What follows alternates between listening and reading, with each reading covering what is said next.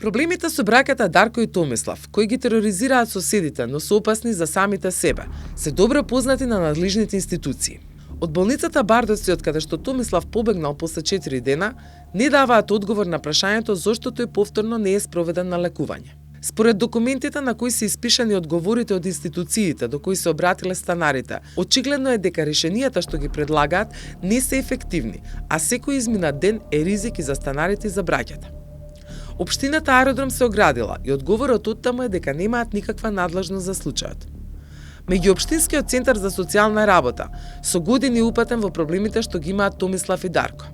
По смртта на нивните родители, кога тие имале 11 години, старателството го презел нивниот војко. Откако тој починал и агресијата кај децата ескалирала, центарот бил информиран, но оттаму заклучиле дека за нив може да се грижи нивната сестра. Сестра им се иселила пред 2 години и оттогаш проблемот добива најдрастични размери. Во бројните преписки, кои пред 2 години редовно почнале да ги спраќаат станарите, центарот повторно се вклучил и дал свое мислење. Овој пат комисијата дала препорака дека Дарко е деловно способен и може да се грижи за Томислав. Немам никакви психички проблеми, според мене, никакви проблеми не правам. Ова повеќето што ги прави проблеми, брат ми ги прави проблемите. Јас не можам никога, сите ми викаат и комшиите, брати, смири го, брати го поддржаш, а никого ништо не поддржам. Дали добро брате некојаш лекарска помош да се види? До сега не. Не. Не. Као сестра ми вика да ме има шизофренија, не знам.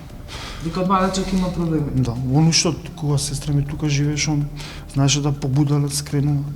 И со мене така исто пред. Не знам што сум со него. Ја не можам сам со себе да се изборам. Мене ми е тешко и башка ситуација во што нема ни струја, ако нема струја не можам да функционирам без струја. Мене ми е пред струјата. Не можам струја колку има, ако има, ќе функционирам. Јас мислам дека он си има проблеми некои психички, а барем според мене така мислам. И јас исто кон него сум ситуација, сум немал ни за јадење, сум гладувал по една недела, да сум побудало како него да идам да кршам врати, да се жалат комши или не знам што да правам. Тоа мислам дека брат ми си има проблеми, ја такви проблеми немам. Психички проблеми немам. Мене никој не ми смета. Ја дури со брат ми си имам проблеми, јас со него се расправам.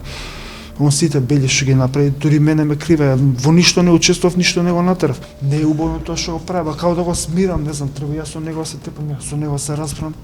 Според надлежните во центарот, менталната состојба на Томислав, да, бара медицинска грижа, но за тоа треба да одлучи Основниот суд 2, откако ќе направи вештачење и да утврди дали Томислав треба да биде сместен во институција.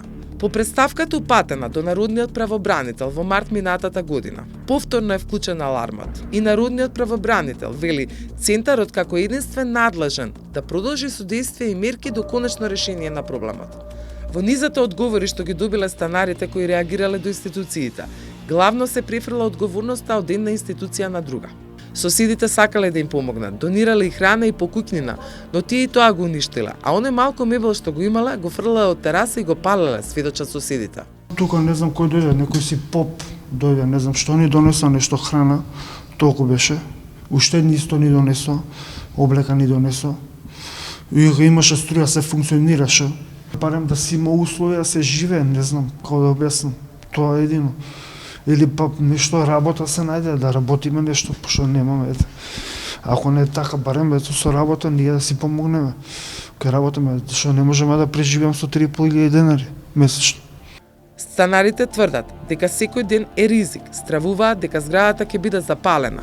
Некој може да настрада, а и Томислав и Дарко е прашање до кога ќе издржат да живеат во вакви услови.